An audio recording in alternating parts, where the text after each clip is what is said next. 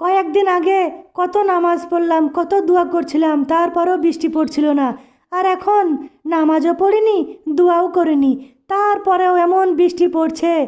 বৃষ্টির ঠাপে বন্যা এসে গেল। এখন আমার বাড়িতেও কোমর পর্যন্ত, মাজা পর্যন্ত পানি এসে গেছে।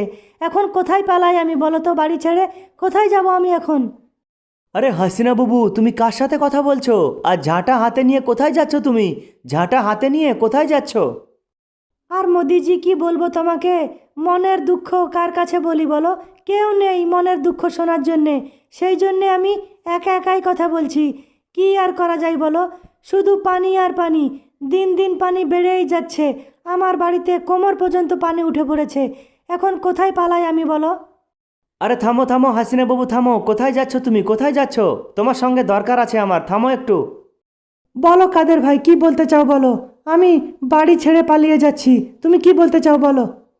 হাসিনা বাবু, তুমি আমার বাড়ি চলো। আমার বাড়িতে বেশি পানি ওঠেনি। তোমাকে নিয়ে যাওয়ার জন্যই আমি আসলাম তোমার কাছে। চলো আমার বাড়ি।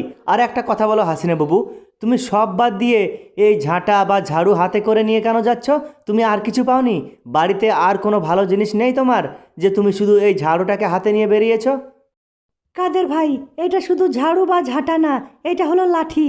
এই লাঠিটাকে নিয়েছি আমি সাপোর্ট দিয়ে, মানে লাঠিটাকে ধরে ধরে পানি পার হব, সেই কারণে আমি লাঠিটাকে নিয়েছি।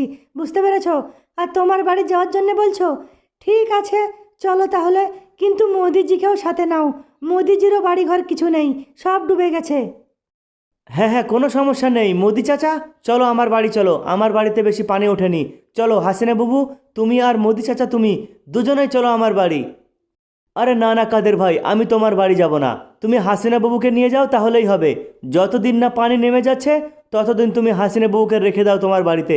আমি যাব না। আমি এইখানে বসিয়েই কেটে দেবো, আমার এই ভাঙা বাড়িতেই। আর ভাই, যারা ভিডিও দেখছো লাইক করো, শেয়ার করো, সাবস্ক্রাইব। ভিডিওটি ভালো লাগলে চ্যানেলটিকে সাবস্ক্রাইব করুন।